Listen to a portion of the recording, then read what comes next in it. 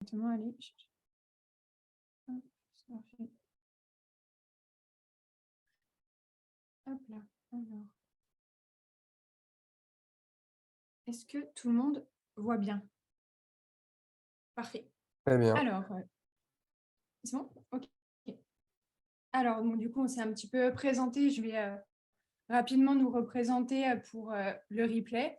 Donc, du coup, moi, c'est Léa et accompagnée d'Azélie. On a co-créé Parole de patrimoine en 2021 à la suite du coup, de nos études pour vulgariser le patrimoine des territoires, principalement les territoires ruraux. Et du coup, partager l'idée que le patrimoine, il n'est pas seulement bâti, mais qu'il peut avoir plusieurs formes aussi, patrimoine naturel, le petit patrimoine de nos campagnes, le patrimoine immatériel, culturel, etc. Et donc aujourd'hui, Parole de patrimoine, qu'est-ce que c'est? C'est une communauté. Donc on a un groupe Discord où certains membres peuvent se retrouver pour partager des ressources, des idées, des informations, actualités professionnelles, etc. On est une entreprise. Donc du coup, toutes les deux, on s'occupe de projets de valorisation du patrimoine et de conseils auprès des territoires sur le numérique, mais pas que. Et on a notamment un podcast, c'est comme ça qu'on a commencé. Et on diffuse un petit peu auprès des territoires cette idée de podcasting pour aller interroger des acteurs des territoires et aussi parler, vulgariser certaines notions sur aussi le no-tourisme, par exemple, ou sur le vocabulaire technique pour le rendre un petit peu plus accessible. Et on est plutôt considéré comme un média puisqu'on a un blog, on fait des vidéos, on fait du podcasting, des reportages et on a une communauté sur Instagram. Donc voilà, globalement, Parole de patrimoine, ceux qui ne connaissaient pas, pour le replay. Donc aujourd'hui, on est là pour parler du patrimoine et du numérique. Donc on va séparer la masterclass en 3 temps. Donc un premier temps, on va parler un petit peu du numérique dans le milieu du patrimoine forcément, mais donc pourquoi faire, comment faire, quels intérêts pour le public, pour les territoires et soulever quelques points de vigilance. Donc là, on va faire une grosse introduction. L'objectif, c'est de donner des clés de compréhension, des clés de réflexion sur comment on peut agir. Après, on va laisser la parole à Eric qui va nous parler du cluster Eritech et des actions qu'a Eritech, enfin, que peut apporter Eritech sur les territoires sur cette question de patrimoine et numérique. Et enfin, on va faire 2 études de cas pour vraiment approfondir comment on peut mettre en place le numérique sur un projet. Donc le premier, c'est la Villa du temps retrouvé de Cabourg, qui sera présenté par Eric, puisque c'est lui qui a travaillé sur ce projet-là. Et nous, avec Azélie, on vous présentera le patrimoine thermal du Massif central, comment il a été valorisé sur l'application Enou notamment. Et c'est plutôt moi qui ai travaillé sur ce sujet-là, en échange aussi avec Azélie. Donc voilà, l'objectif, c'est de donner des pistes de réflexion, des acteurs, des idées d'acteurs qui gravitent sur cette notion de patrimoine et numérique et des exemples un peu plus construits. Donc, en introduction, c'est vrai que le numérique, on se rend compte autour de nous qu'il y a un petit peu 2 écoles. Il y a le fait que ça peut être vraiment hyper intéressant, pertinent pour développer les territoires, développer l'accessibilité à la culture, donner une autre image du patrimoine et des territoires. Mais aussi, il y a une autre team qui peut être un petit peu plus compliquée sur on a du mal à se rendre compte de comment ça peut prendre forme. On a l'image que le numérique, ça peut être que, par exemple, la réalité virtuelle, tout de suite des gros projets assez lourds ou qui peuvent être très coûteux. L'objectif ici, c'est de vous montrer qu'il y a plein de formes et que chaque projet aussi a un contexte avec des mises en place qui sont différentes, des enjeux qui sont différents et du coup des financements, des projets, etc. qui ont d'autres formes et de déconstruire un petit peu les clichés ou les appréhensions qu'on peut avoir sur cette notion numérique parce que parfois, de mal connaître ou d'avoir ces appréhensions-là, ça nous bloque complètement par rapport à cette approche. Donc là, c'est de venir un petit peu déconstruire tout ça. Donc, le numérique, pourquoi faire? Alors, je ne vois pas ma slide. Voilà. Alors, dans un premier temps, donc là, pour cette partie-là, j'ai un petit peu repris les grandes rubriques qui ont été soulevées dans le livre blanc Eritech, donc le premier livre blanc qu'on a écrit en 2021, sorti avec Eritech, où là, il y avait eu 60 interviews de porteurs de projets sur le numérique et la réalisation dans le milieu du patrimoine. Donc, j'ai un peu repris ces idées-là. Donc, le numérique, pourquoi faire? Pour faire de la médiation avec les publics. Donc, dans un sens, pour apporter des informations supplémentaires par exemple. Donc là, en fait, c'est vraiment de vous donner des idées de comment ça peut prendre forme. Ça peut permettre de compléter la scénographie qui est en place ou de répondre à un manque d'espace. Par exemple, sur un musée, on va avoir peut-être un petit musée, on ne va pas avoir forcément beaucoup de place de mettre beaucoup d'informations ou auprès des œuvres ou auprès des choses qui sont exposées. Et donc, du coup, le numérique, il va permettre d'apporter de l'information de lecture supplémentaire, une autre dimension qui ne va pas prendre de place, puisque par exemple, ça va être une tablette ou un téléphone directement, où là, on n'a pas de choses qui sont visuellement dans l'espace.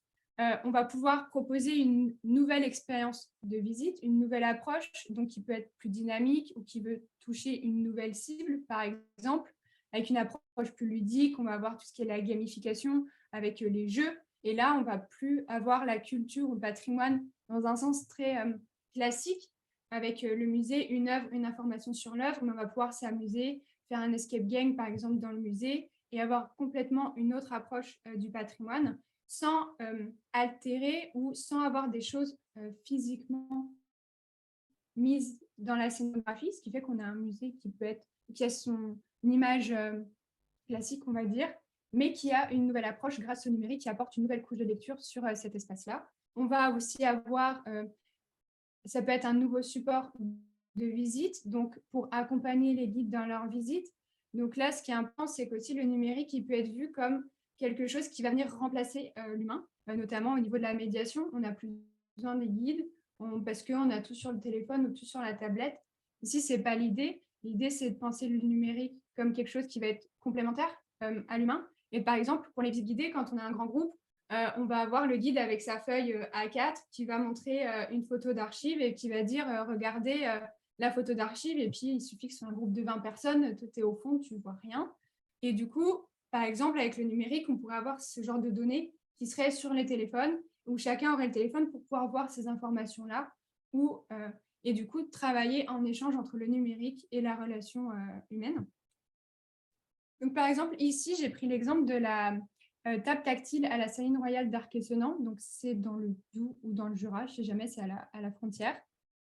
Et donc là, ça répond, par exemple, à la première idée que j'ai soulevée sur la médiation, c'est que ça va apporter différentes couches de lecture. Puisque la table tactile, elle permet de plonger dans l'histoire et dans les archives de l'architecte Claude-Nicolas Ledoux, qui est l'architecte qui a construit la Saline Royale.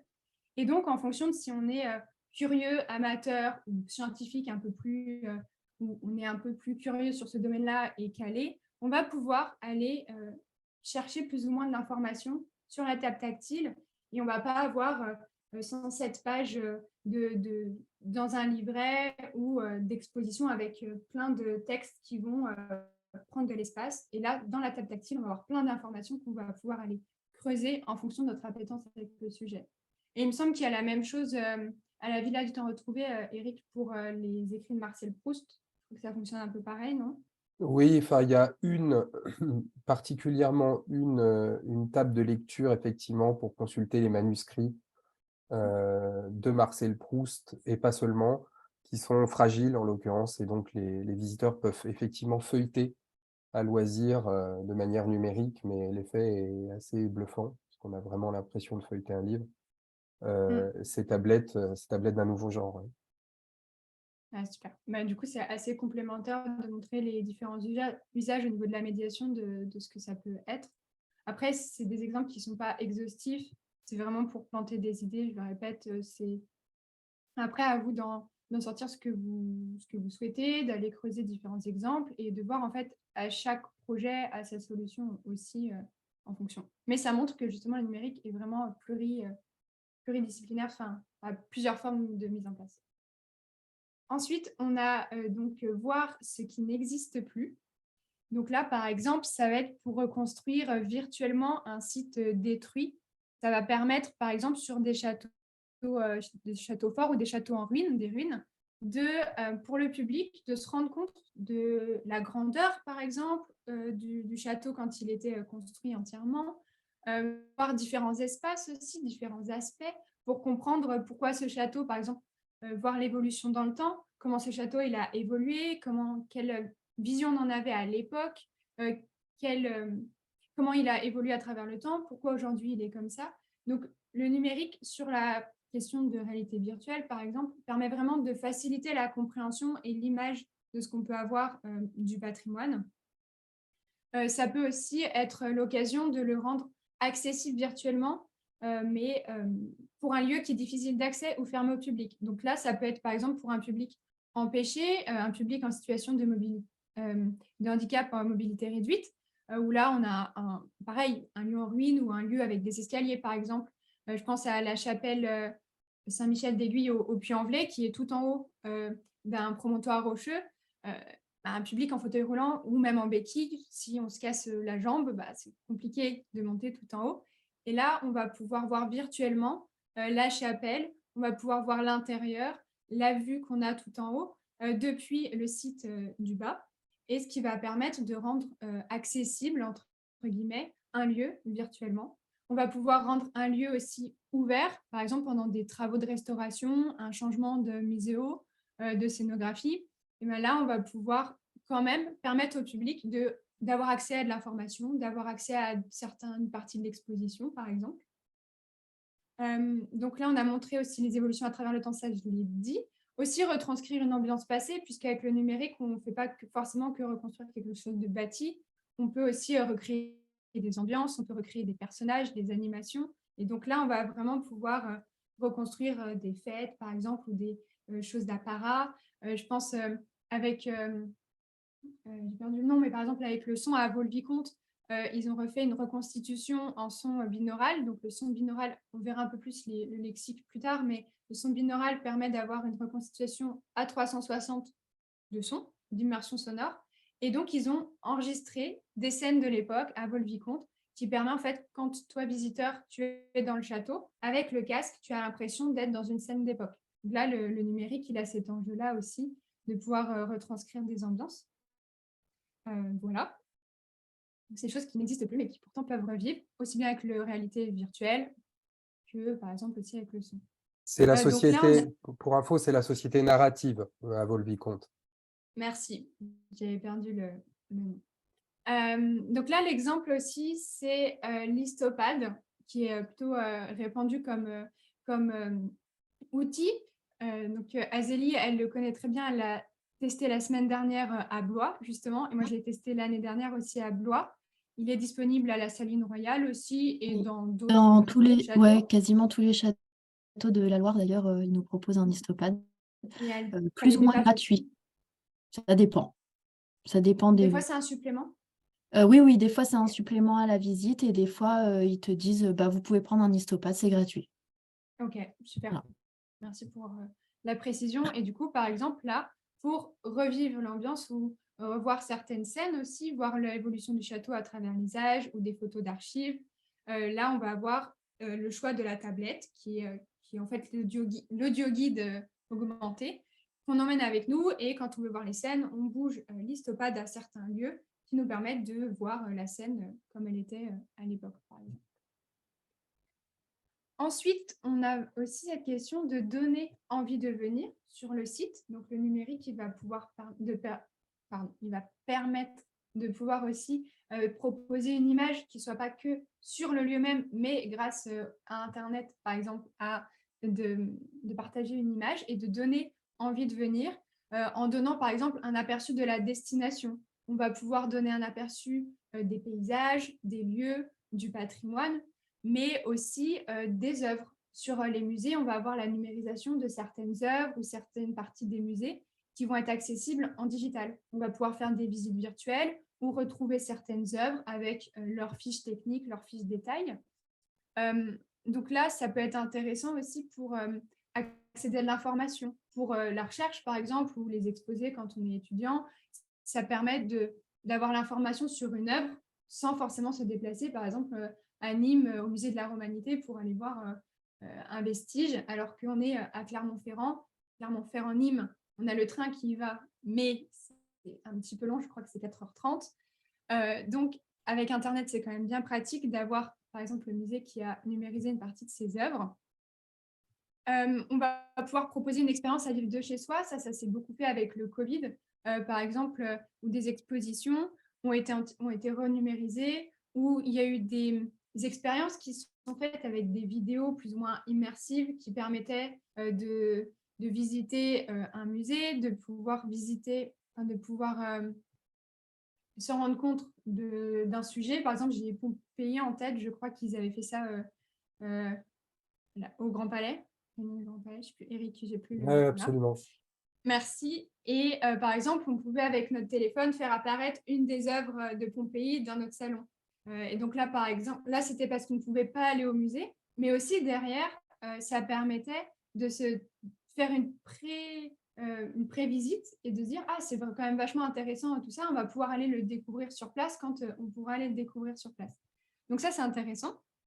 De rendre le site visible par tout le monde et de faire connaître le site. Donc, comme il est accessible sur Internet via des petites expériences ou simplement d'avoir une présence digitale assez attractive, on va pouvoir diffuser de l'information et faire connaître un musée ou des œuvres qui, si on n'a pas été au musée, on n'aurait pas forcément connu cette œuvre.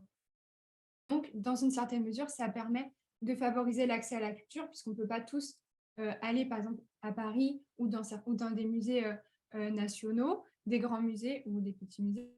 Et ça permet de pouvoir d'y accéder de partout. Et même pour les populations qui sont peut-être plus à l'écart, notamment dans les territoires ruraux, d'avoir accès aux grandes œuvres. Par exemple, avec le dispositif des micropolises, on a dans les territoires ruraux des lieux qui sont dédiés à des musées numériques.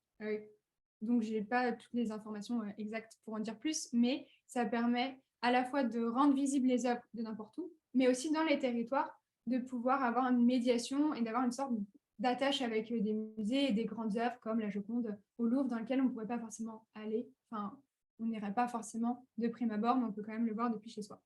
Bref. Là, j'ai pris l'exemple de Grand Site de France de Bibracte, Mordant des Sommets. Ce qui était intéressant avec le site de Bibracte, c'est qu'il y a plusieurs niveaux de lecture et que ça répond assez bien au fait de pouvoir visiter depuis chez soi, puisqu'ils ont une présence Internet qui est intéressante au niveau d'Instagram, où ils partagent des photos attractives du lieu, aussi bien des paysages que le musée. Donc, c'est un site archéologique et un site naturel, Bibracte. Donc, on va avoir aussi des interviews d'archéologues, on va avoir des interviews de randonneurs. Donc ça, par exemple, sur le compte Instagram. Donc, c'est un petit peu attractif. Et ça, on le retrouve pour de plus en plus de musées ou de sites patrimoniaux. Et aussi au niveau de leur site web. Donc là, c'est le petit encart que j'ai mis en bas. Bibracte, on va avoir la visite pour préparer sa visite, en soi, comme la majeure partie des sites Internet, la présentation de Bibracte. Et ce qui est intéressant, c'est la Bibractothèque et la galerie virtuelle, où là, on va avoir une banque d'informations, une ressource en ligne sur certaines œuvres du musée qui permettent, comme je l'ai dit tout à l'heure, d'avoir accès à de l'information ou de voir certaines œuvres qu'on voudrait voir en vrai, se dire « Ah, celle-là, j'aimerais bien la voir en vrai », donc ça donne aussi envie d'y aller. Donc c'est vraiment quelque chose qui est assez complet de ce point de vue-là. Et qui va aussi un peu avec cette question de donner envie de venir, mais aussi d'avoir accès depuis chez soi, le partage des données et partage des ressources. Donc, on va pouvoir, grâce à la numérisation de certaines œuvres, partager l'accès. Donc, il y a de plus en plus de bibliothèques ressources qui se font, qui sont spécifiques au musée, mais aussi parfois, il y a des bibliothèques partagées. Donc là, ça va donner envie de venir sur les sites. Ça va rendre accessible la culture et ça va favoriser la recherche et l'échange d'informations. On va pouvoir partager des documents d'archives qui sont parfois pas visibles ou peu visibles. C'est des documents qui sont aussi dormants. Dans les musées, on n'a pas toutes les collections qui sont tout le temps visibles par le public. Et là, on va pouvoir, grâce à la numérisation sur Internet, les rendre visibles, raconter leur histoire. Et si on fait cette recherche-là, avoir accès à cette information-là qu'on n'aurait pas forcément vu dans tel ou tel musée, puisqu'ils sont aussi dormants. Et du coup, favoriser aussi la diffusion du patrimoine immatériel. Là, on va avoir la question de ce qui est aussi le patrimoine sonore, le patrimoine oral. En Auvergne, ils ont fait toute une carte de récolte de la mémoire orale où, de manière géolocalisée, on va avoir des témoignages de personnes, on va avoir des témoignages de patois ou des témoignages d'histoire de vie. Et du coup, ça donne vraiment un nouvel outil de diffusion du patrimoine, quelle que soit sa forme, et du coup accessible de partout. Et donc, il y a la question de l'open data forcément qui se pose. Quelles ressources sommes-nous prêts à partager gratuitement et sous quelles conditions? C'est vrai qu'on a beau partager aussi tout ça, tout n'est pas forcément accessible. Et puis numériser, ça a un coût. Qui est-ce qui après paye ces coûts de numérisation vu que c'est accessible à tout le monde? Enfin, voilà, il y a des questions de partage d'informations, de projets et comment on les utilise dans tel ou tel projet, quelles conditions. On ne va pas s'étaler sur ça, mais c'est vrai que ça pose ces questions-là. Et en exemple pour cette partie-là, j'ai pris du coup l'agence photo de la Réunion des musées nationaux et du Grand Palais, où là, du coup, c'est une agence photo qui est dédiée aux œuvres qui font partie de l'organisme des musées nationaux et du Grand Palais, où là, on va avoir des œuvres, comme on voit au fond, plutôt du coup numérisées en 2D avec les fiches descriptives, mais on va avoir aussi toute une collection d'œuvres 3D, notamment au niveau des sculptures. Et du coup, on peut facilement, on peut tourner les sculptures, voir les sculptures de près, et ça donne aussi un niveau de lecture qu'on n'aurait pas forcément au musée, parce que forcément, enfin, on va voir les œuvres en grand, mais parfois on ne va pas forcément les voir dans leur entièreté. On va pouvoir zoomer, voir des choses qu'on n'aurait pas forcément vues directement sur place et accéder à de l'information qui n'est pas forcément toujours évidente à avoir sur place. Voilà. Et le tout, si je pourrais terminer cette partie-là de pourquoi numérique, c'est vraiment aussi de rendre la culture plus accessible, donc de partager l'information de partout, mais aussi pour du coup le public en situation de handicap ou le public qui peut avoir des difficultés de lecture aussi. Grâce au numérique, on va pouvoir, si on prend le niveau de médiation, on va pouvoir avoir des outils qui permettent de grossir le texte ou d'avoir un texte plus facilement lisible ou d'avoir de l'audio qui va permettre aux personnes aveugles, par exemple, d'avoir accès à de l'information ou à l'inverse, d'avoir de la lecture pour les personnes qui seraient sourdes. On va vraiment pouvoir développer des dispositifs qui vont permettre de toucher plus facilement et de sensibiliser un maximum de monde. Donc, comment faire? Là, on va peut-être aller un petit peu plus vite sur cette partie. Du coup, là, j'ai mis quelques définitions. Donc, vous allez pouvoir retrouver le PDF. La présentation, elle sera disponible avec la vidéo dans le replay pour pouvoir creuser un petit peu ces questions-là si vous voulez. J'ai mis un maximum d'informations sur les slides aussi pour ça. Du coup, on va avoir plusieurs types de numérique. On l'a vu plus ou moins dans les quoi faire. Là, dans les comment faire, on va avoir la réalité virtuelle, la réalité augmentée. Donc là, la différence, c'est que virtuel, on est 100% dans un environnement digital, entièrement recréé. La réalité augmentée, c'est qu'on va avoir un environnement qui est physique. Par exemple, là, actuellement, on est dans le bureau, dans votre salon ou autre. Et grâce à un dispositif tiers, des lunettes ou un smartphone ou quoi, on va pouvoir superposer du numérique sur du réel. Et donc, on aura du virtuel sur du réel, c'est la réalité augmentée. Donc après, bon, voilà les définitions un peu plus précises. On a aussi tout ce qui va être au niveau de l'audio. On en a parlé un petit peu tout à l'heure sur le son binaural. On a aussi du coup la question des podcastings, parce que là, on va pouvoir aussi raconter des histoires, partager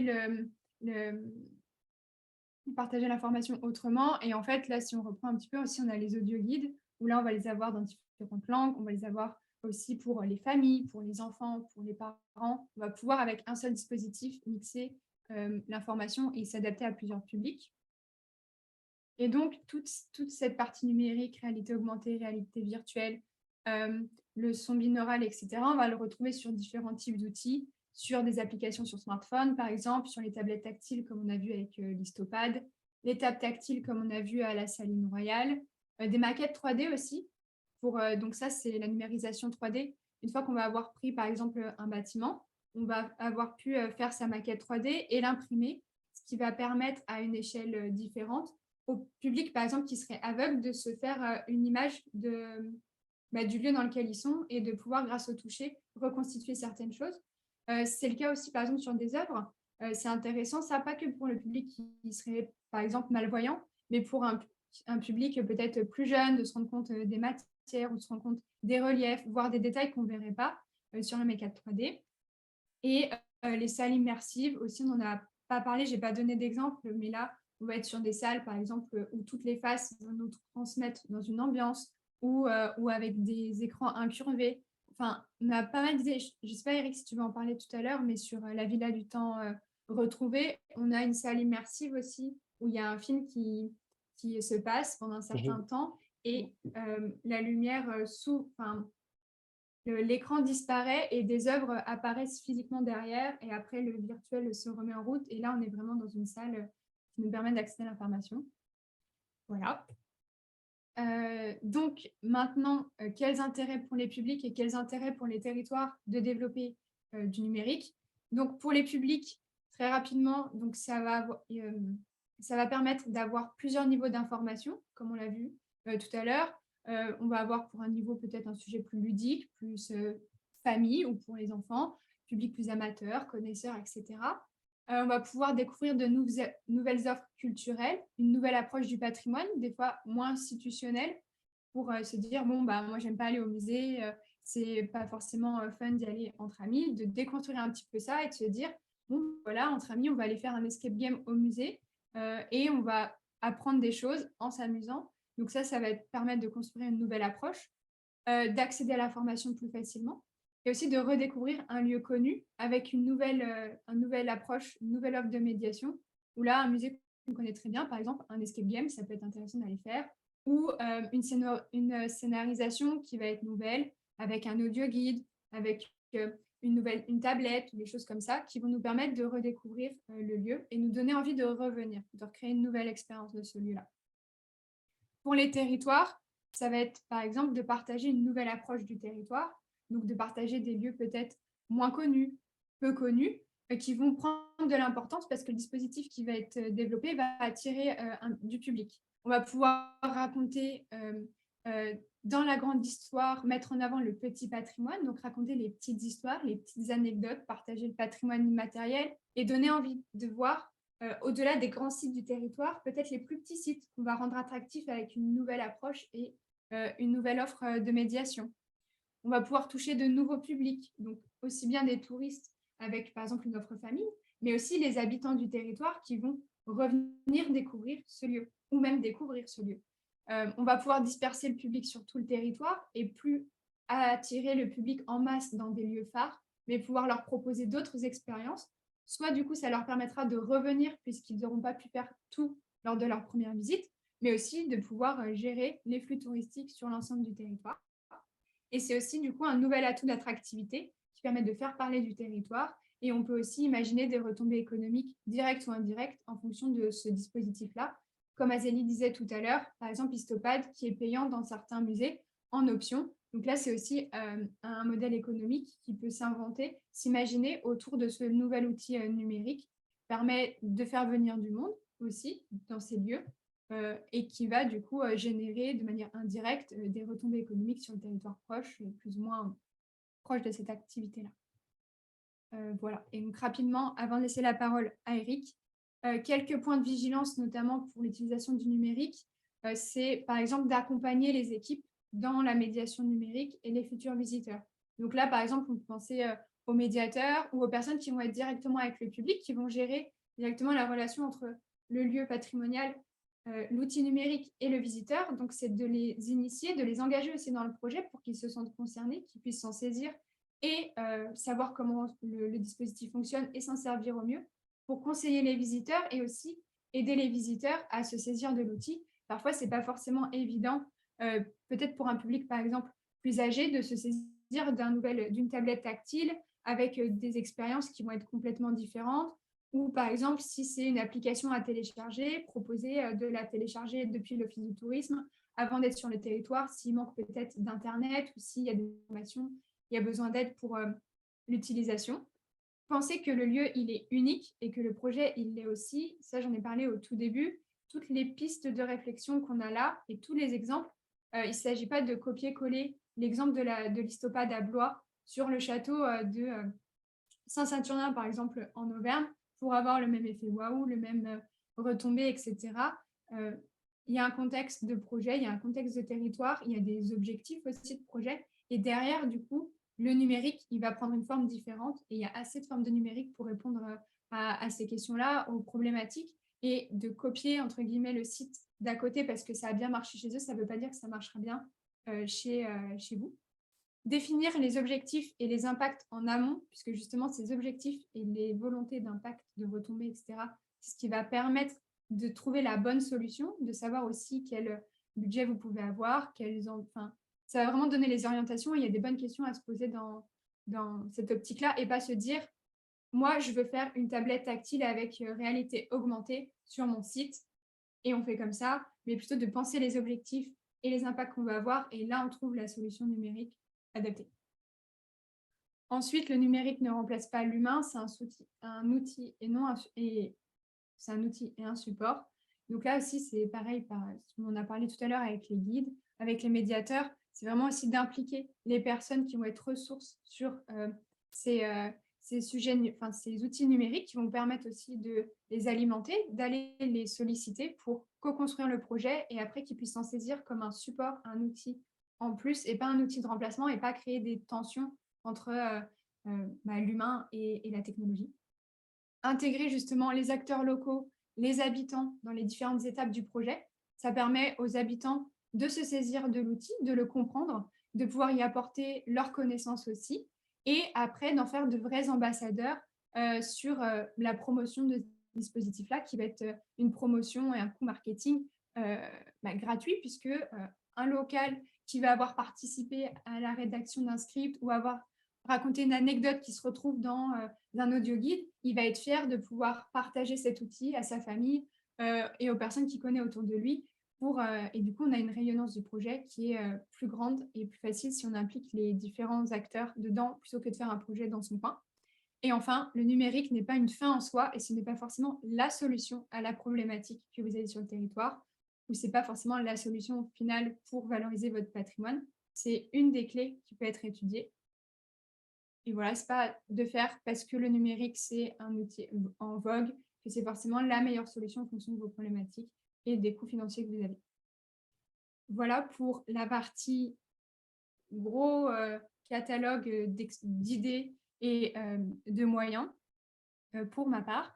Je vais pouvoir laisser la parole à Eric. Avant, si vous avez des questions, Juliette, Jérôme. Ouais, on va peut-être faire une petite pause là, parce que là, Juliette et Jérôme, je crois que ça a été j'ai peut-être été un peu vite. ça a dû être dense là. Ouais. Après, il y aura le PDF pour que vous puissiez reprendre tout ça. Et puis, n'hésitez pas, si du coup, vous avez l'habitude de nous suivre sur Parle le patrimoine ou quoi, de revenir et nous poser les questions. Après, on se fera un plaisir, même ceux qui écoutent le replay, du coup, de nous poser des questions. Même après, il n'y a pas de souci. Non, mais moi, c'est vrai que dans mes recherches pour ma thèse, j'ai vraiment ce côté, vraiment 50% des gens qui sont vraiment, qui vont vers le numérique et les gens qui sont complètement contre. Et c'est vraiment 50% et c'est c'est très fragmenté là-dessus. Et du coup, je voulais savoir, parce que là, moi, je questionne plus les visiteurs, mais au niveau des prestataires ou des locaux, eux, ils sont plus ouverts ou c'est aussi pareil, c'est très fragmenté, 50-50? Je pense que tu soulèves une bonne question.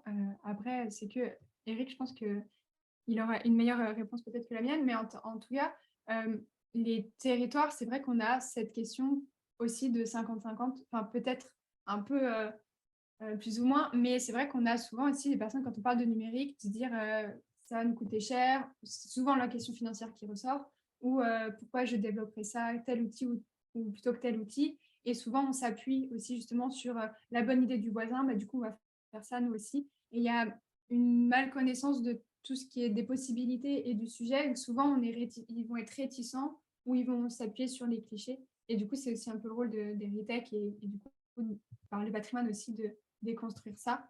Eric, je sais pas si Oui, en fait, pour répondre à Juliette, mais je vais dans ton sens, Léa, c'est que il y a deux grandes tendances qui s'opposent, en fait, et qui sont souvent, j'allais dire, les environnements de fond des gens avec qui on discute, que ce soit les territoires, les gestionnaires de patrimoine. La première tendance, c'est de manquer de connaissances, d'être perdu et de trouver finalement que le numérique est quelque chose qui peut paraître compliqué, en fait. Compliqué parce que multiple. Je pense que Léa l'a suffisamment bien expliqué, que vous avez suffisamment de matière dans le support. Des possibilités offertes par les technologies numériques, il y en a beaucoup, en fait. Et en fait, il y a une espèce de, je sais pas comment dire, un réflexe un peu défensif, parfois, autour du nombre, de la pluralité, de la complexité aussi, parce qu'on peut imaginer que, voilà, mettre en place une solution comme ça, qu'elle soit sonore, audiovisuelle, à base d'une technologie ou plusieurs, parfois, c'est compliqué. Donc, ce n'est pas accessible, en fait. Donc, il y a un problème. Déjà, une tendance, c'est on repousse parce qu'on considère que ce n'est pas pour soi. Et puis, il y a une deuxième tendance qui est un peu la tendance diagonalement opposée à la première. C'est ceux qui veulent du numérique tout de suite maintenant. C'est-à-dire le fantasme immédiat du numérique qu'il faut avoir dans son dispositif ou dans son projet, parce que le numérique, c'est aujourd'hui que ça se passe, ça fait sens avec les usages et la société dans laquelle on vit, ça fait tourisme, ça fait économie, ça fait culture. Et du coup, voilà, le numérique, on passe commande, on y va, on saute dans le bouillon des technologies numériques et on passe commande. Allez, allons-y, passons commande. Et pour ceux qui font ça, ben, parfois, la commande, c'est n'importe quoi, en fait. C'est-à-dire que la question est mal posée, et comme l'a dit Léa tout à l'heure dans son exposé, il y a une conscientisation du besoin, des objectifs, de la vision, des enjeux, des publics à qui on doit s'adresser à travers les technologies numériques, ben, qui n'est pas pensée stratégiquement, qui est plutôt fantasmée par rapport à l'usage, et qui est précipité, en fait. Ce qui fait qu'à un moment, ben voilà, on se retrouve, quand vous avez compris, Jérôme, Juliette, ces deux antagonismes-là, ces deux tendances de fond, et ben, il faut déconstruire ces croyances-là, d'un côté comme de l'autre. Donc, expliquer à ceux qui pensent que ce n'est pas accessible ou que c'est trop complexe, bah, que non, en fait, que c'est accessible à tous, c'est que la première solution numérique qui est accessible pour faciliter les flux ou faire venir des visiteurs, parfois, elle est gratuite. Ça s'appelle les applications en ligne ou les plateformes déjà référencées. Et du coup, bah voilà, il n'y a rien à faire si ce n'est y faire figurer du contenu et créer un compte et déverser, j'allais dire, ce qu'on a chez soi sur la plateforme. Ça existe, il y en a plein. Paroles de patrimoine le savent bien. Il y en a même certaines qui travaillent déjà dans le cluster ProHeritech, sur lequel je vais revenir dans quelques instants. Et puis pour ceux qui pensent bah, que tout de suite maintenant, c'est bien de faire du numérique et le plus vite sera le mieux, et en objectivant plutôt une image qu'une stratégie d'usage et d'emploi, et ben effectivement, ceux-là, il faut qu'on travaille avec eux pour essayer de leur dire, bah non, il faut prendre votre temps. Le numérique, ça se pense dans une stratégie patrimoniale globale. Ce n'est pas un accessoire, ce n'est pas une lubie. C'est pas quelque chose qui tient effectivement du caprice. Il faut effectivement le raccrocher comme un outil vertueux au service d'une stratégie générale, mais qui passera par d'autres moyens, qui passera par des moyens physiques, qui passera aussi par effectivement j'allais dire, des trajectoires opérationnelles combinées. Et donc, il faut faire attention à ça. Voilà. Et ça introduit parfaitement, j'allais dire, l'arrivée naturelle de ce Heritech, qui pour Juliette et Jérôme, je dois le traduire, mais vous l'aurez compris, veut dire héritage et technologie.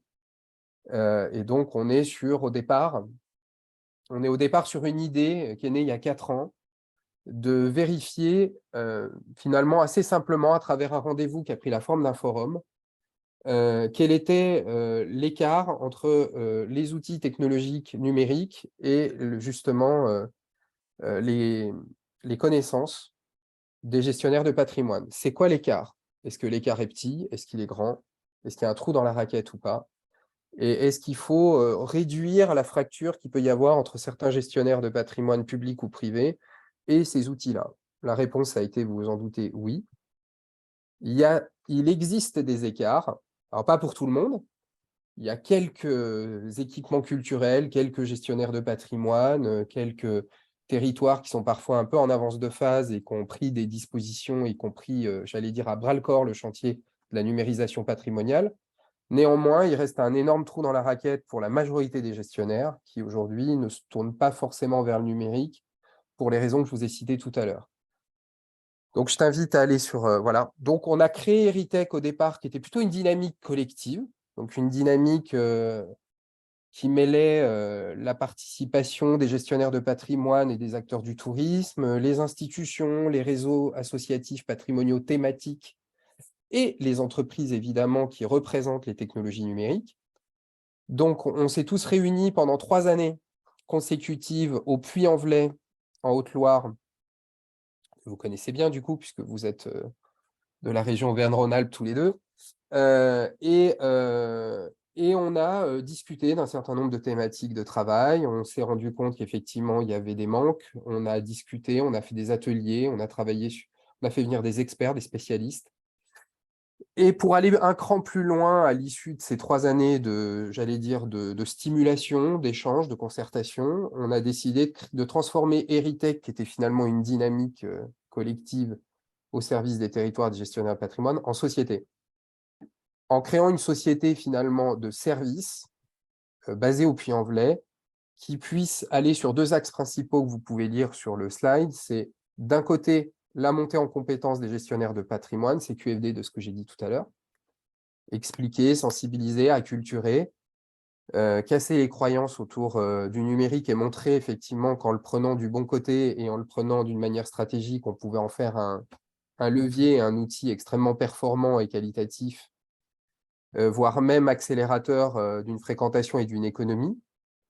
Et la deuxième mission d'Heritech, par la force de la première, c'est d'aider les gestionnaires de patrimoine à se lancer et à lancer des projets de numérisation patrimoniale.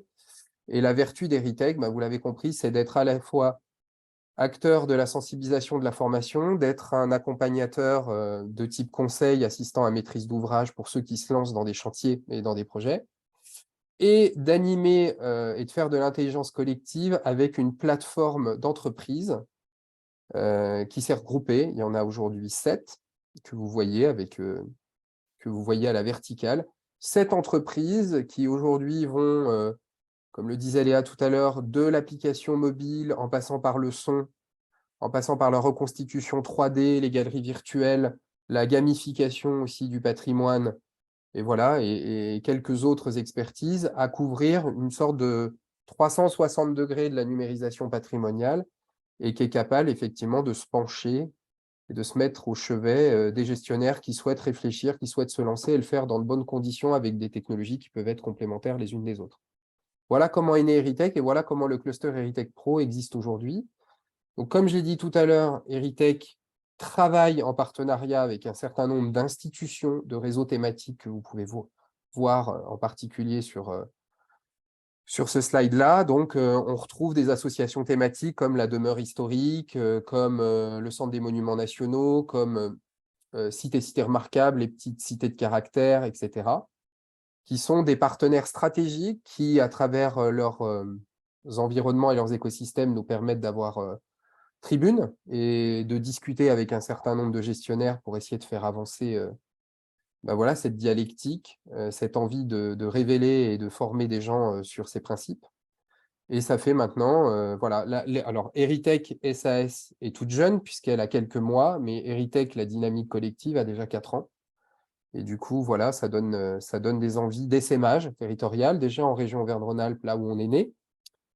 Et puis, au-delà de la région Auvergne-Rhône-Alpes, dans d'autres territoires qui ont envie aussi d'accélérer sur ces projets-là, d'essayer d'avoir une dynamique collective autour de la sensibilisation, de permettre à un certain nombre de parties prenantes territoriales, publiques ou privées, d'accélérer sur ces sujets et de se former.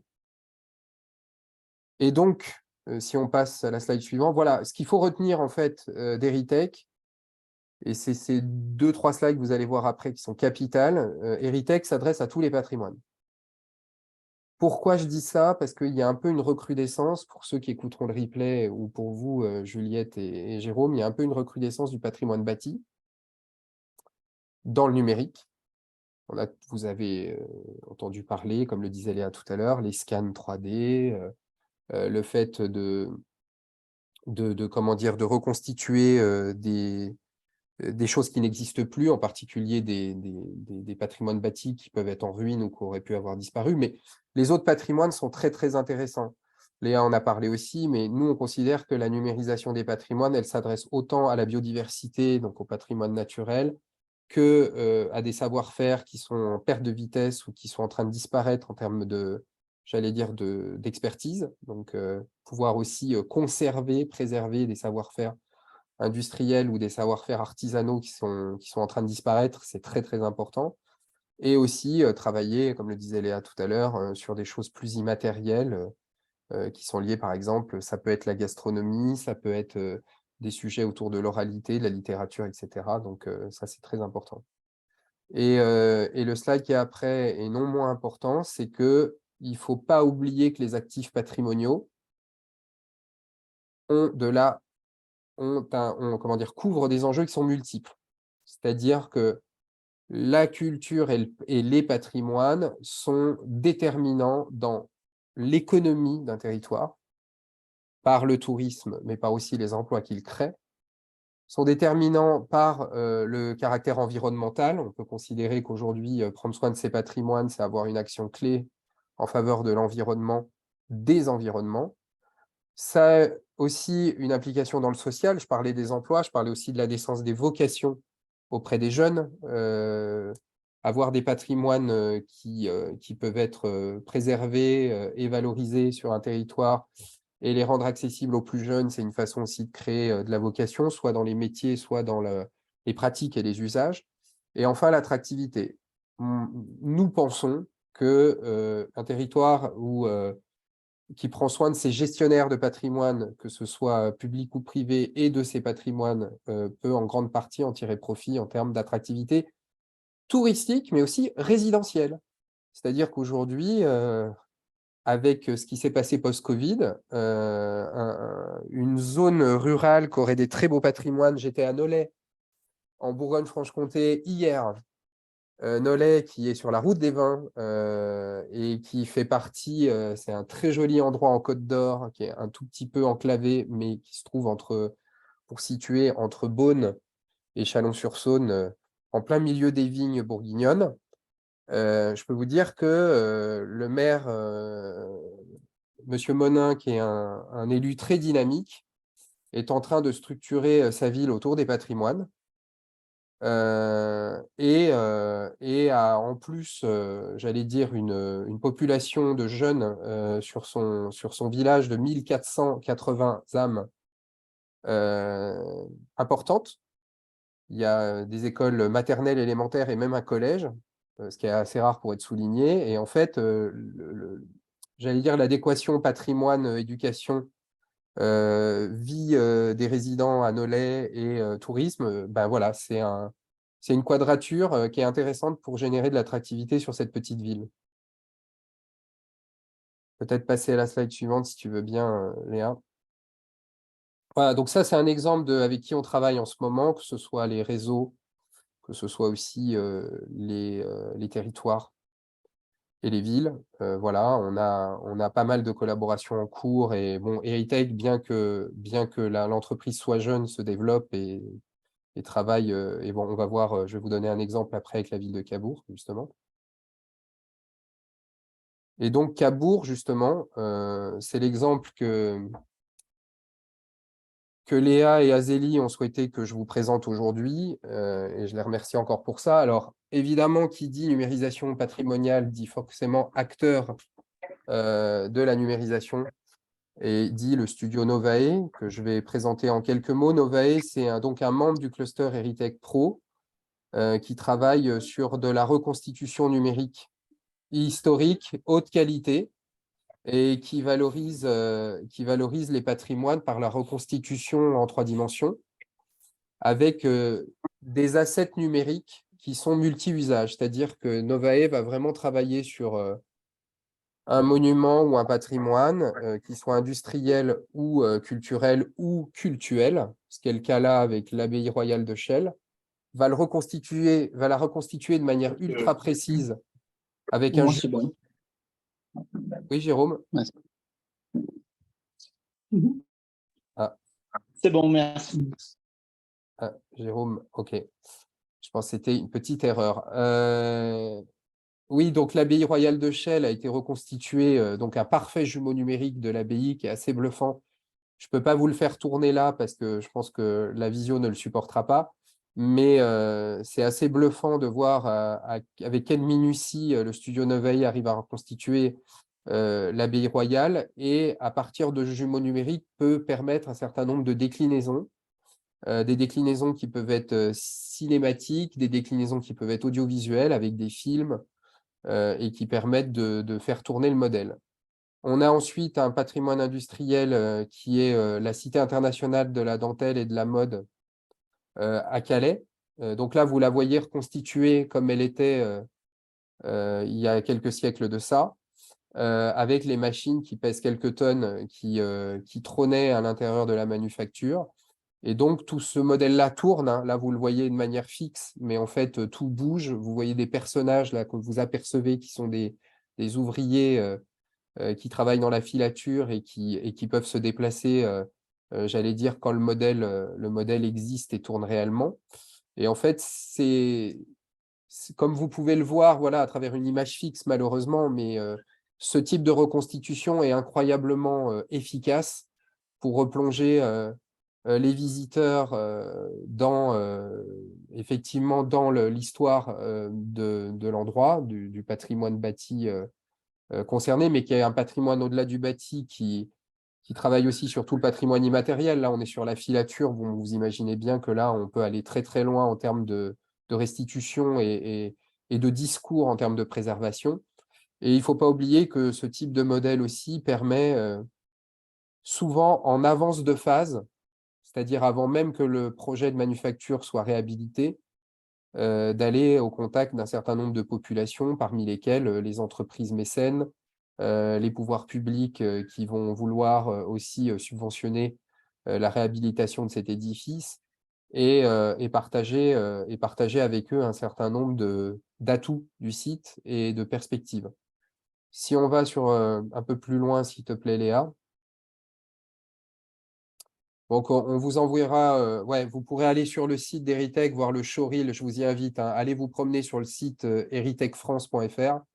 Vous pourrez aller voir ce qu'on voit là, c'est-à-dire le showreel de Novae et d'ailleurs les showreels des autres membres du cluster, que ce soit Hervé, Collect Online et d'autres.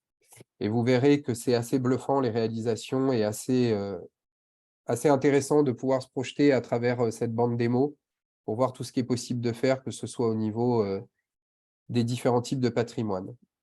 Ensuite, je vais pouvoir rentrer dans le détail. Donc, on a traité ensemble avec Novae un patrimoine thématique très intéressant que vous voyez là. C'est une ancienne maison, une ancienne villa Belle Époque de la fin du 19e siècle qui a été réhabilitée en villa musée thématique autour de la Belle Époque. La Belle Époque, pour situer, c'est 1870-1914. C'est la période de l'histoire de France où vous avez sans doute entendu parler de l'exposition universelle 1900 à Paris avec la Tour Eiffel. Voilà, c'est une période assez faste dans tous les domaines, que ce soit les technologies, la mode, la citoyenneté, le cinéma. Enfin, un certain nombre de révolutions ont lieu à cette période. Et en fait, la ville de Cabourg, qui était une station balnéaire extrêmement fréquentée durant cette période par un certain nombre de personnes qui venaient en villégiature dans les villas de l'époque sur le champ balnéaire, ont décidé de reconstituer une villa qui est une sorte de témoignage de la vie pendant la Belle Époque, avec comme figure narrative pour vous raconter l'histoire de la Belle Époque, un personnage de la littérature française très important qui s'appelle Marcel Proust, et qui vient vous guider dans cette période. Et comme vous pouvez le voir, alors, il y a deux niveaux que vous allez comprendre. Je vais aller sur la slide suivante.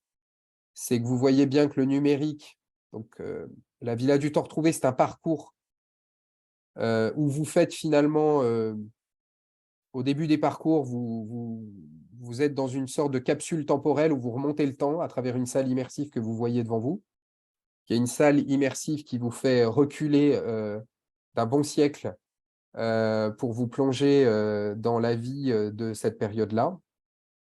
Donc, vous voyez ce qu'a raconté Léa tout à l'heure, c'est-à-dire une salle avec une panoptique à 270 degrés, légèrement transparente pour apercevoir en fond ce que vous voyez dans l'image, des costumes qui sont fixes derrière le tulle et qui permettent de faire aller venir la projection sur 4 niveaux et avec une transparence derrière. Donc là, l'effet est assez bluffant.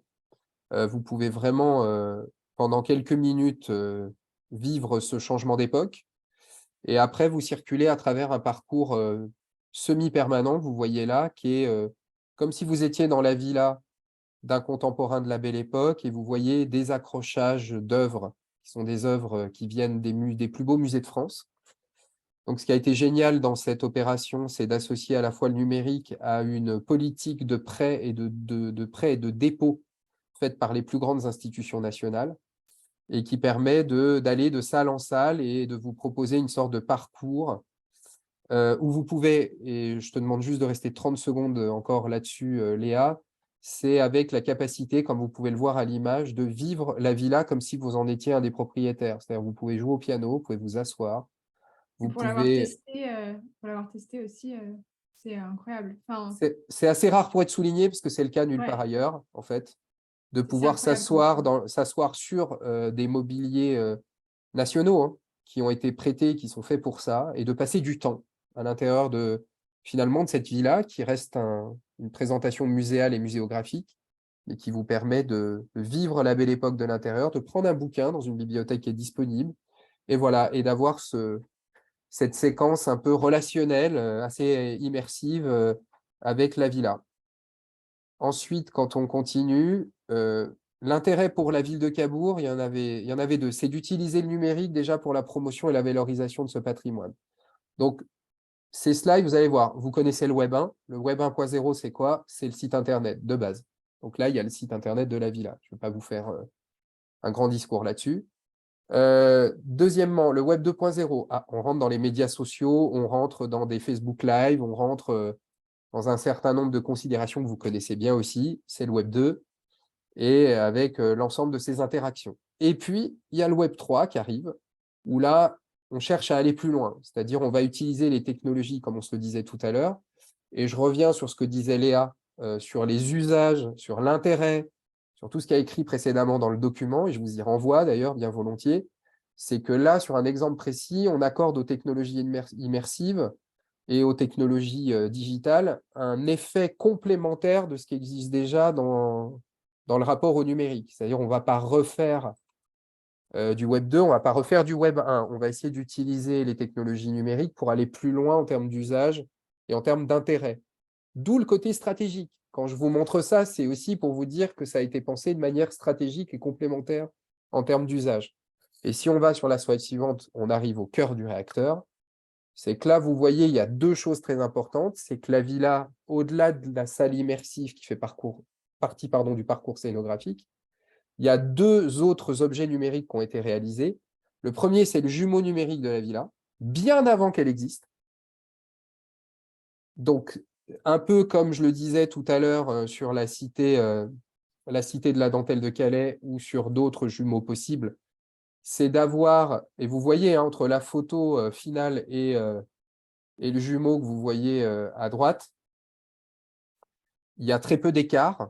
Il y aura peut-être plus d'écart si vous regardez la simulation dans le détail dans l'intérieur.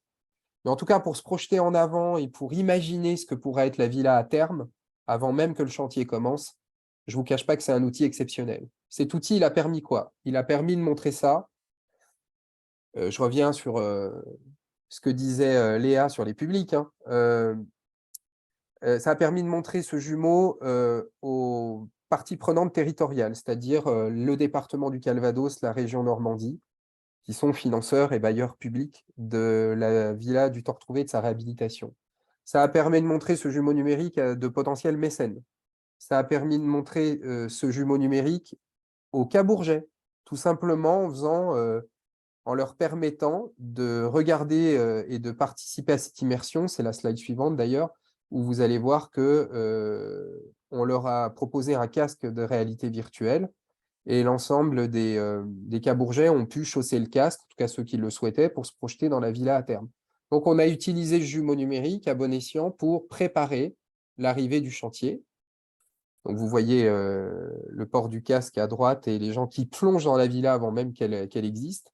Et à gauche, vous voyez un film numérique qui est la reconstitution de l'histoire de la ville de Cabourg dans les âges depuis le Moyen-Âge, même bien avant, du temps des Vikings, ça commence au temps des Vikings, pour montrer le développement urbain de la ville à travers les âges et montrer d'où est parti Cabourg, d'un petit village de pêcheurs qui représentait quelques centaines de mètres carrés, jusqu'à aujourd'hui la grande ville en éventail que vous connaissez, avec un développement urbain important en périphérie et dans toute l'intercommunalité, et qui a été retracé pour aussi permettre, dans une salle qui est une salle en amont du parcours de visite, de montrer aux Cabourgeais et aux visiteurs locaux, régionaux et internationaux dans quoi s'inscrit en termes de tissu urbain, environnemental, la villa du Temps Retrouvé, et comment la ville a évolué dans les âges.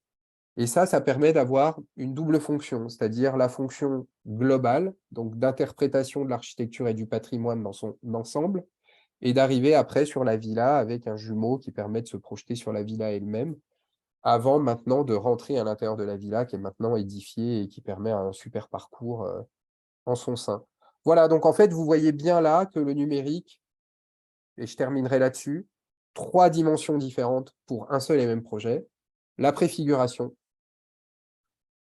l'immersion, dans le cadre du parcours scénographique et muséographique, et la prise de recul sur l'architecture et le patrimoine territorial, en permettant d'inscrire, j'allais dire, le patrimoine dans son ensemble et de voir la ville d'une autre manière, même pour ceux qui la connaissaient déjà, de se rendre compte que dans les âges, la ville, elle a changé de visage et elle s'est imposée grâce à son développement, grâce à ceux qui prennent les décisions aussi. Et sans le numérique et sans cette capacité à prendre du recul à travers les outils, impossible de le signifier de manière physique.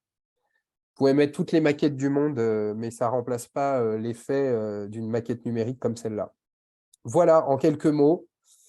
Pardon, j'ai peut-être été un tout petit peu long, mais c'était important que je vous présente le mieux possible cet exemple.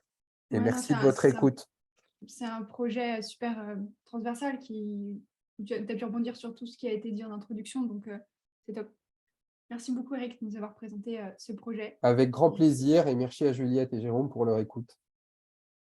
Et du coup, très rapidement, on va finir sur la deuxième étude de cas qui va être un peu plus rapide, du coup, qui montre une autre manière de valoriser une information patrimoniale et d'utiliser le numérique. Donc là, c'est l'exemple de la route des Villes du Massif central. Donc la route des Villes du Massif central, c'est 19 stations qui sont réparties sur le Massif central. C'est des stations du coup thermales. Et l'objectif de la route des Villes d'eau, donc c'est une association qui les regroupe en réseau, pour mener des actions de valorisation touristique autour du patrimoine, du bien-être, et aussi qui s'inscrit dans une dimension européenne. Donc, le projet qui a été mené à la route des Villes d'eau du Massif central, c'est avec Enou. Donc, Enou, c'est une application qui est disponible sur tous les stores, qui est disponible gratuitement pour le public, et où, en fait, il y a 2 approches. Donc, il y a l'approche voyageur, donc vous, nous, en tant que personne. On va pouvoir ouvrir l'application et avoir accès autour de nous à un certain nombre d'informations. On va localiser le patrimoine, l'artisanat, les activités, les événements, les sites naturels, les randonnées, etc., enfin les départs de randonnée, où on va pouvoir avoir accès aussi à un certain nombre d'informations qu'on peut le voir sur la slide, où par exemple, voilà, on va pouvoir ajouter des photos, avoir un petit texte. Et c'est une application qui permet ce qui est à côté de chez soi, mais aussi d'être collaborative, ce qui fait qu'on peut ajouter nos recommandations sur un lieu qu'on a à côté de chez soi, une anecdote qu'on connaît parce que c'est l'église de notre village et que nos grands-parents ont une anecdote sur cette église. Et du coup, c'est de partager en fait l'information entre les publics. Et sur le côté institutionnel, ça permet aux territoires de valoriser leurs ressources et notamment du coup de miser sur différents types de ressources naturelles, patrimoniales, sur les événements, les activités, et du coup de diffuser le flux touristique sur l'ensemble du territoire et de faire la promotion des différents types de patrimoine, peu importe où on est sur le territoire, facilement accessible, on est visiteur, on arrive à un lieu qu'on ne connaît pas, on ouvre l'application et on a toutes les informations sur notre smartphone qui nous permet de voir ce qu'on peut faire autour de nous. Donc là, dans le cadre de ce projet-là, il y a un partenariat qui a été fait entre la route des Villes d'eau et nous pour valoriser le patrimoine thermal. Donc en 2018, il y a un inventaire qui a été fait pour recenser tout le patrimoine thermal qui a été... c'est en 2008, pardon, je crois. Ouais, sur la date. pour valoriser tout le patrimoine thermal qu'on avait dans toutes les stations. Donc, au niveau donc, des thermes, des casinos, des théâtres, des villas, des hôtels. Donc, tout ça a été recensé. Il y a un vrai travail de recherche presque scientifique qui a été fait dessus. Et donc, actuellement, ces informations, elles étaient sous forme de PDF et de tableaux disponibles en ligne, mais c'était de l'information assez brute et assez technique, on va dire.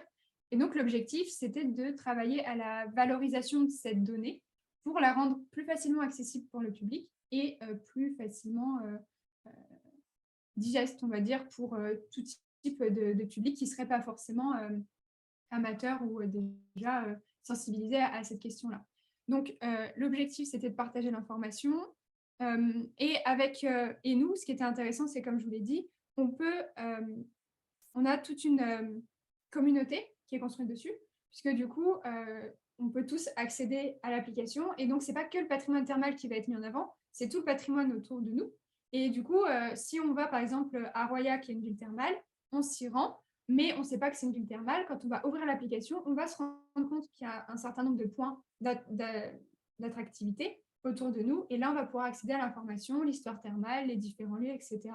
Donc, ce qui était intéressant, c'est qu'on pouvait diffuser de l'information auprès d'une communauté qui ne venait pas forcément pour le patrimoine thermal, mais qui allait le découvrir, ou qui venait parce qu'ils savaient que c'est une station thermale, mais qui ne connaissaient pas l'entièreté de la ressource du lieu. Et aussi de proposer un outil collaboratif, puisque la route des Vidos a sa communauté qui s'appelle les accros du peignoir, et ce qui permet en fait aux curistes, donc les personnes qui viennent dans les thermes, ou aux habitants, de partager eux-mêmes leurs propres recommandations, qui va permettre après d'être accessible avec le public. Donc là, ça donnait vraiment un outil qui permet de rendre actif la communauté de la route des Vidos, aussi en tant que générateur d'informations et de ressources. Donc là, on a un exemple avec la ville de Schotzdegg, où on a pu recenser donc, voilà, sur l'application les différents lieux d'attractivité autour de l'histoire thermale sur la station. On va retrouver donc les informations, le lieu, les différents sites à proximité. Et ce qui est chouette, c'est comme on peut rentrer de l'information photo, on a pu rentrer aussi un certain nombre de photos d'archives qui me permettent aussi de relier avec des anecdotes et d'apporter de l'information rapidement au public. On n'est pas là comme une visite guidée ou des choses comme ça, mais ça va permettre d'apporter certaines anecdotes, certaines informations rapidement et de manière utile aux curistes, aux habitants, aux touristes. Et donc, au niveau de la mise en place de ce projet-là, donc, il y a eu plusieurs étapes. La première étape, c'était de récupérer donc, la donnée qui était dans l'inventaire et de faire une certaine rédaction, puisque dans l'inventaire, c'est des informations qui étaient brutes. Donc, on a reformulé les informations, fait des phrases, essayé de faire une sorte de un petit peu de storytelling un peu plus attractif que l'information technique.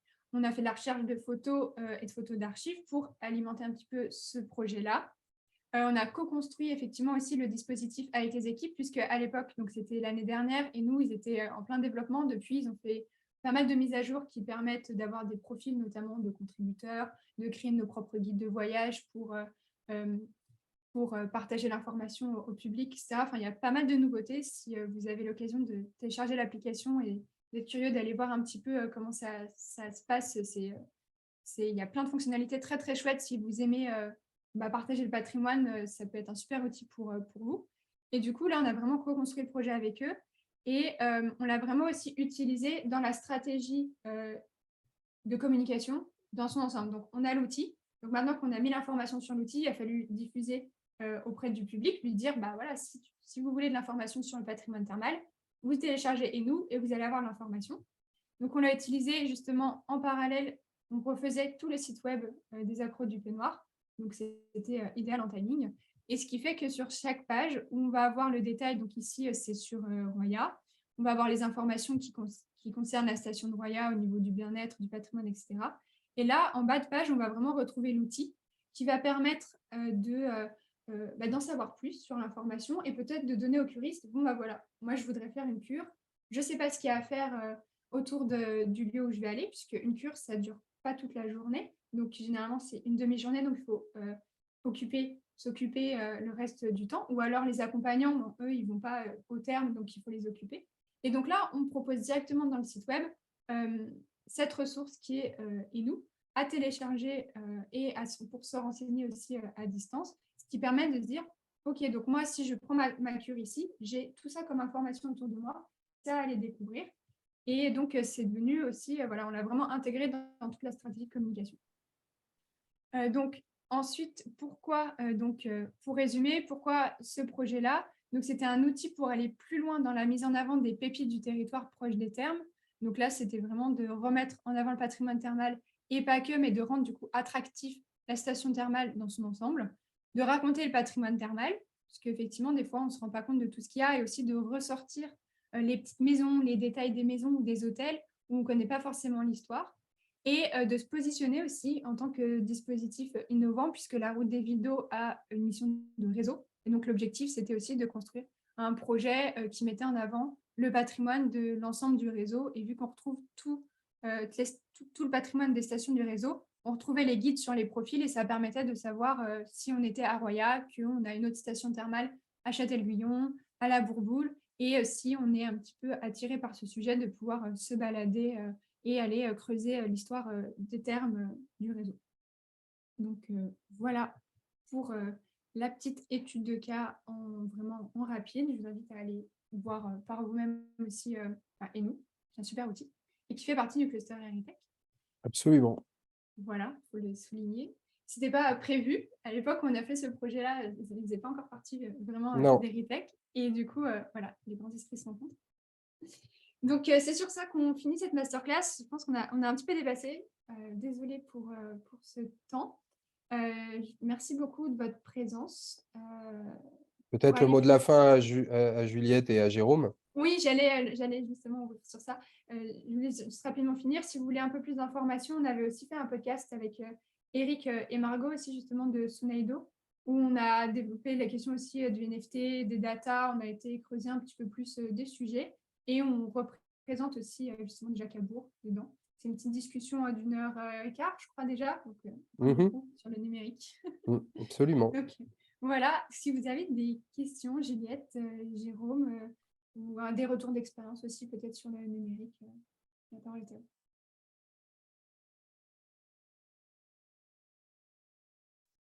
vous. Non, mais merci beaucoup déjà de m'avoir invitée, c'était super. Ça m'a bien, je trouve que c'était très clair du coup. Moi, c'est vrai que j'ai beaucoup d'infos et je suis un peu perdue en ce moment, donc là, ça m'a bien remis les idées en place, donc ça tombait super bien. Merci. Merci à toi. Non, moi, c'est pareil, effectivement. Merci d'avoir organisé cette belle soirée. C'était très riche et pour le coup, j'ai vraiment beaucoup apprécié les exemples. Et c'est vrai que c'est des réflexions, notamment pour les archives, où on a souvent du mal à présenter du contenu et à créer des médiations sur les supports. Je trouve que le numérique a un vrai intérêt et une capacité pour remettre dans le contexte qui est intéressant. Donc voilà, merci pour tout ce que vous nous avez apporté ce soir. Merci à vous d'avoir été présent. Merci pour vos retours. Et donc voilà, c'était quand même assez dense, hein. Désolée du rythme, mais vous pourrez recreuser. Quand on va faire le replay, donc qui sera disponible sur YouTube, il y aura les ressources avec l'accès sur le site web au PDF. On remettra les liens, on pourra mettre les liens des livres blancs aussi, Eric. Absolument, oui. Bah, on mettra tout, ouais. On va pouvoir mettre de la ressource un petit peu pour creuser si vous voulez creuser tout ça. Et ayez un réflexe, de toute façon, c'est si vous voyez un moment que dans vos futures présentes et futures responsabilités où vous allez peut-être vous engager sur un certain nombre de projets, quand vous discutez avec des gens, si vous voyez des gens douter et ne pas être à l'aise ou voilà, ou se poser trop de questions d'un côté comme de l'autre, je pense à la diagonale de tout à l'heure, n'hésitez pas à avoir le réflexe notamment Heritage, parce que c'est important de ne pas laisser les gens dans une phase où ils pensent mal, où ils vont faire mal, voire même engager de l'argent parfois à outrance de la mauvaise manière. Donc, il faut faire attention à ça. Voilà, soyez prudents en tant que future personne en responsabilité et utilisateur. Merci Eric pour ce mot de la fin. Je pense qu'on peut finir sur ça. Absolument.